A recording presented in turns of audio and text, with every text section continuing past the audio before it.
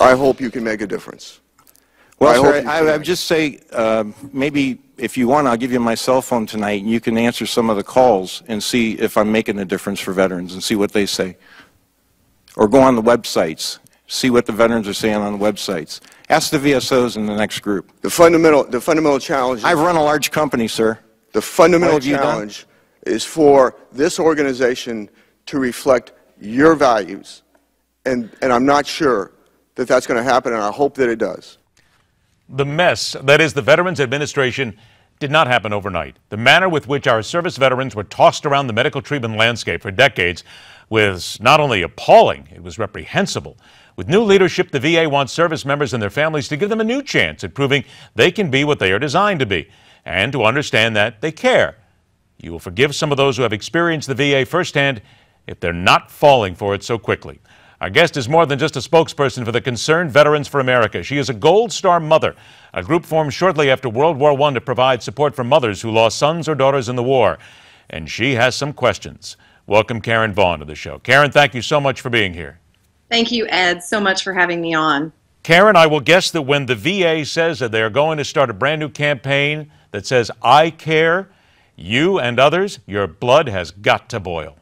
Forgive me if you hear just a little cynicism in my voice today, but you know, that I CARE acronym, integrity, commitment, advocacy, respect, and excellence, a list of words that now we're supposed to believe all of a sudden represents the core values or the culture at the VA. And you know, it's nice to see that after 5 months into this new job, Secretary McDonald has made such a powerful stride in VA reform that he's actually created a new slogan. I'm sure the veterans are really going to appreciate that effort. Well, what about it? Secretary McDonald right there, I mean, he basically says, go ahead, talk to the veterans right now, talk to the people behind me. You'll see that we are making a whole lot of strides here. He is convinced, as are others speaking from his pulpit, that there are changes and that the veterans are happy. What do you think? You know, that's just not what we're hearing in the field. You know, we're still seeing backlog numbers that are astronomical.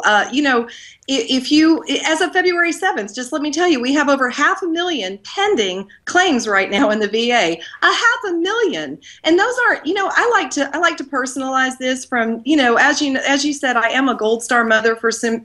So for me, I always like to bring this right down to the human level. These aren't numbers. These are people who signed their name on a dotted line, gave their honor and their life to this country, and then this is what they get in return, is that there's 500,000 plus waiting for pending claims for their health care now that they've come back to the States and need this country to support them physically, and 250,000 claims that are backlogged.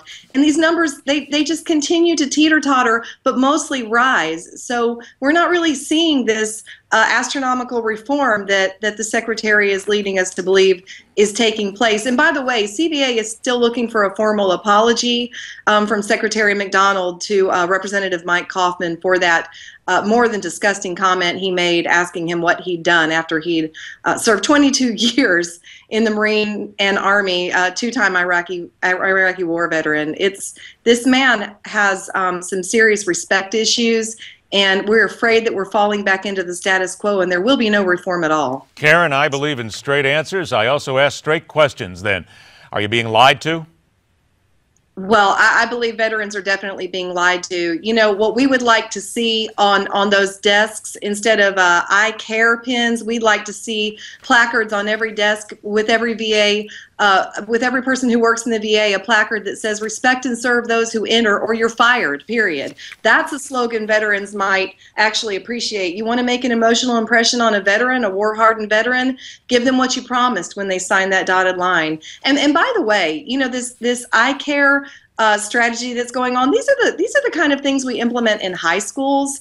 These are adults that work in these veterans affairs offices in these hospitals and clinics. Come on, do they really need to be reminded that they're supposed to care about the veterans that they have been hired to serve and help get well? I mean, actions equal proof. Words platitudes, they're meaningless to a veteran. A veteran puts himself or herself on the line when they serve this country. They don't put their words on the line, they put their life on the line. Karen, I'm going to play the other side of this coin here, and there are those at the VA who will say, hang on a sec, Karen, we're doing everything we can here. This was decades of mismanagement. We've got to clean this thing up. It's an absolute mess, so we can't get everybody taken care of right away. It's going to take us time. You have got to be patient with us. What's your answer then? You know, that's a very good point. But, you know, here's the thing that we're seeing at Concerned Veterans for America. This is what's disturbing to us is we were right at the head of the crowd pushing for VA reform. And, you know, we got that legislation passed this past year. And it seems to us that Secretary McDonald is doing everything he can to slow down, to hold back the reform that we worked so hard, that veterans across this country spent so much of their efforts getting this reform, and now it's being held up. Why do you think he's doing that, Karen? What would be his end game to do that? Well, what we're afraid of, we're afraid that he is just sliding back into the same deadlocked bureaucracy that has been the VA for all this time. And we're afraid that what it is cronyism and the old boys club where they pat each other on the back, protect each other's interests, and that he's going to fall right into that same trap that has allowed this dysfunction to occur in the first place. So what his motivations are, I'm really not sure, but I know that veterans, what we're ready for is reform. We've put the legislation in place. We've got everything ready for this man to step in. He's allowed now to fire people who are underperformers. So fire people, right? That's what you're saying. You now have the power. Go out and fire people. And may I say, too, just to be fair, there are a lot of exceptional employees in the VA. We're not pointing fingers at those people. Who we're pointing fingers at are the people who will not reform, who will not get this right, who will not get things corrected. We've given Secretary McDonald the power to fire those people, to create true, sincere reform. But, you know, what we got was a slogan. After 5 months of effort, we have a slogan. And I think it's a bit disappointing, to say the least. Okay, 30 seconds or less. The president, his budget blueprint, rolls back the program that would give veterans the right to receive faster care outside of the long waits at the VA. A friend of mine who's a veteran called that despicable. Would you agree?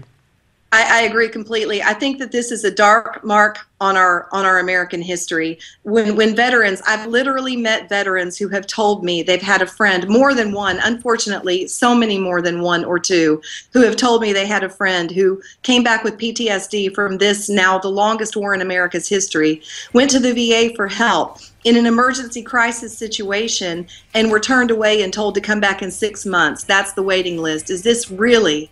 I mean, and then they don't have the option to go to an outside facility outside the VA. Come on, they deserve more than this from this nation. They do indeed. We are all out of time, unfortunately. Karen Vaughn, strong words. We are going to stay in touch. I thank you so much for your comments. Thank you. Thank you. All right, you take care. And MidPoint, where we question everything, will continue.